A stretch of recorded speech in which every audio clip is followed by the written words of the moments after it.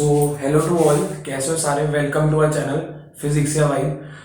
आज हम बात करेंगे केमिस्ट्री सब्जेक्ट के ऊपर, जो कि काफ़ी बच्चों को ज़रूरत होगी इस वीडियो के अभी, क्योंकि उन्हें कुछ चीज़ें बतानी है जो शायद उन्हें लगता है उन्हें पता है, और अच्छी बात है, पता भी होनी चाहिए, पर कई अमाउंट ऑफ बच्चों को ये चीज़ें नहीं पता होती। तो ये बहुत ही हेल्पफुल वीडियो रहने वाला है, तो इसे शेयर ज़रूर कर देना। और अगर आपको पसंद आ रही है हमारी ये सीरीज और ये वीडियो, अगर आपको थोड़ी सी भी वैल्यू ऐड कर रही है आपकी प्रिपरेशन में, तो प्लीज़ इसको लाइक और कमेंट ज़रूर करना, और चैनल को सब्सक्राइब भी ज़रूर कर देना।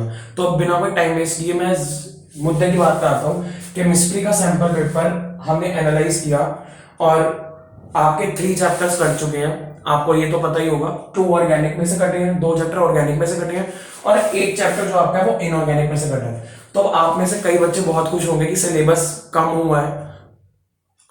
हुआ है, पर जो चैप्टर्स कटे हैं उनके बारे में शायद आपको नहीं पता होगा कि अब वो कैसे थे, डिफिकल्ट थे, इजी थे, स्कोरिंग थे, ब्ला ब्ला ब्ला।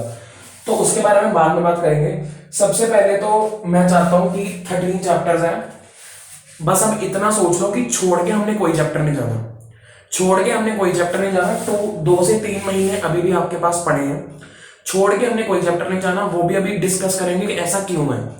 फर्स्ट ऑफ ऑल, एक छोटी सी मैथमेटिकल रेशो हमने, मतलब ऐसी जनरल है, कुछ भी नहीं है, एमपीसी, मार्क्स पर चैप्टर, इसके बारे में थोड़ी डिस्कशन करते हैं। टोटल मार्क्स हमारे कितने हैं? 70। केमिस्ट्री 70 मार्क्स का पेपर होता है, और इस बार आपके चैप्टर्स कितने हैं? ऑर्गेनिक के 5 है, फिजिकल के भी 5 है, इनऑर्गेनिक के हैं 3 चैप्टर, तो टोटल बने 13 चैप्टर। मार्क्स पर चैप्टर कैसे निकालेंगे हम? Total marks divide by total chapter बनता है, ये तो भी छोड़ो बनता क्या है, मार्क्स पर चैप्टर ये बताता है कि भाई एक चैप्टर अप्रोक्सीमेटली कितने नंबर का पड़ता है हमें। सॉरी, अगर हम ये रेशो 2019 की देखें, जबकि हमारे पास थे 16 chapters and that ratio was 4.37, क्योंकि तब 70 मार्क्स का तो पेपर फिक्स था, पर हमारे पास चैप्टर 16 थे, तो वो रेशो वाली हमारे पास 4.37, मतलब हर एक चैप्टर में से अप्रोक्सीमेटली 4.5 नंबर का पेपर आ रहा था। और यही रेशो अब हम डिस्कस करते हैं 2020, जबकि 15 चैप्टर्स थे, तब वो रेशो थी 4.66, मतलब इससे स्लाइटली थोड़ी सी ज्यादा, क्योंकि तब 15 चैप्टर्स हो गए थे। अब वो इस रेशो की बात करते हैं हम आपके लिए, 2021 वालों के लिए। ऐसा क्यों? क्योंकि यहां पर आया एक प्रोमिनेंट चेंज, क्योंकि आपके चैप्टर्स हो गए 13, तो 70 डिवाइड बाय 13 होता है 5.38। तो अब ये कह सकते हो अप्रोक्सीमेटली हर एक चैप्टर में से 5.5 नंबर का पेपर आएगा, जो कि एक बहुत बड़ी बात है कि हर एक चैप्टर में से अप्रोक्सीमेटली 5.5 नंबर का पेपर आएगा। अगर आप इस नंबर को इससे कंपेयर करो, इसकी मैं एग्जांपल देता हूं। फॉर एग्जांपल कोई भी एक चैप्टर पकड़ो, फॉर एग्जांपल सॉल्यूशंस है 2019 में, इन 2019 फॉर एग्जांपल अगर सॉल्यूशन 4 नंबर का था ना मेरा, तो उसकी वेटेज अब 5 नंबर की हो गई है। आपके आने वाले टाइम में आपका जो पेपर होगा बोर्ड का, ऐसे मैं बोल रहा हूं, तो उसकी वेटेज 5 नंबर हो जाएगी। तो मतलब सेम चीज आप पढ़ोगे, आपको 1 नंबर का बेनिफिट मिलेगा। इसकी वेटेज बढ़ गई है, हर एक चैप्टर की 1-1 नंबर से वेटेज बढ़ गई है, आपके सामने ही है। इन 2019 द रेशियो इज 4.37, मार्क्स पर चैप्टर 4.37, एंड नाउ इट्स 5.38,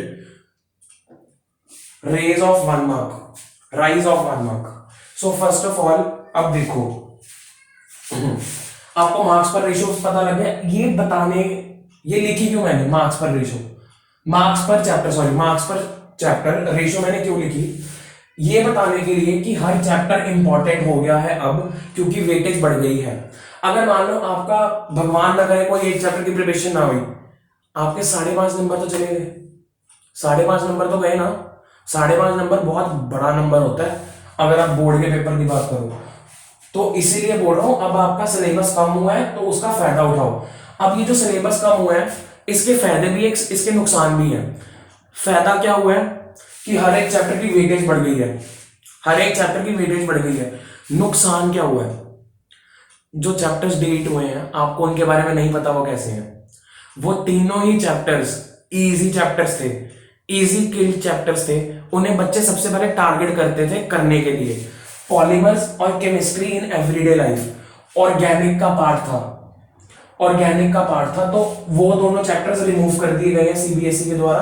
तो तो उनकी जो वेटेज एडजस्ट हुई है, उनकी जो वेटेज एडजस्ट हुई है वो कहां हुई होगी? ऑर्गेनिक में कहीं हुई होगी। ऑर्गेनिक में अगर कहीं हुई है तो वो कहां हुई होगी? वो इधर एडजस्ट होगी उसकी वेटेज, इधर इन 4 बल्क चैप्टर्स में। और इन 4 बल्क चैप्टर के क्वेश्चंस को जब आप कंपेयर करो पॉलीमर और उसके साथ, तो कोई तोल नहीं बनता। इनका अलग ही लेवल है, पॉलीमर और केमिस्ट्री एंड एवरीडे लाइफ का अलग ही लेवल था। वो थे इजी किल टॉपिक्स। वो तो मतलब अगर मान लो पेपर की प्रिपरेशन कर रहे हो तो बच्चे सबसे पहले उनको करते थे। और इधर बात करें, इधर एक चैप्टर था जनरल प्रिंसिपल्स, वो इनऑर्गेनिक का सबसे इजी चैप्टर था, जनरल प्रिंसिपल, तो उसकी वेटेज इधर ऐड कर दी अब। तो ऐसे जो सिलेबस रिड्यूस हुआ है उसका ना कोई फायदा है ना कोई नुकसान है, तो न्यूट्रल सिचुएशन है, आपको ही मेहनत करनी है बस। आपको एक स्ट्रेटेजी दे दी कि भाई ये अब तुम्हारी चीजें हैं, तुम्हें रेशियो की वजह से समझा दिया ताकि तुम्हें इंटरेस्ट जग जाए कि हमें हर एक चैप्टर करना, कुछ छोड़ना नहीं है। तुम्हारी इतनी हेल्प हो रही है, तुम्हें सैंपल पेपर मिल रहा है और प्रीवियस ईयर क्वेश्चन की सीरीज शुरू हो गई है। तो तुम्हें बस करना क्या है, वीडियो देखो और लिंक में जाओ, डिस्क्रिप्शन में जाओ, लिंक पे दबाओ, सब सामान अवेलेबल है, बस तुमने बैठना है, टिक के पढ़ना है, बस तुम्हें सब कुछ अवेलेबल हो रहा है। सैंपल पेपर इधर फोटो दिख जाएगी कौन सा सैंपल पेपर होगा, और प्रीवियस ईयर क्वेश्चन लिंक पे दबा देना, तुम्हें मिल जाएंगे। मार्क्स पर चैप्टर की रेशियो इंट्रोड्यूस कराने का एक ही मकसद था, ताकि तुम्हें हर एक चैप्टर की वैल्यू पता लग जाए। और पर्सनल सजेशन ये है कि ऑर्गेनिक को लिख लिख के देखना, ये मत करना भाई पढ़ के, अच्छा ये नेमिंग रिएक्शन पढ़ ली, हॉफमैन ब्रोमोमाइड डिग्रेडेशन, ये हो गया, मुझे आता है, ये बिल्कुल मत करना गलती।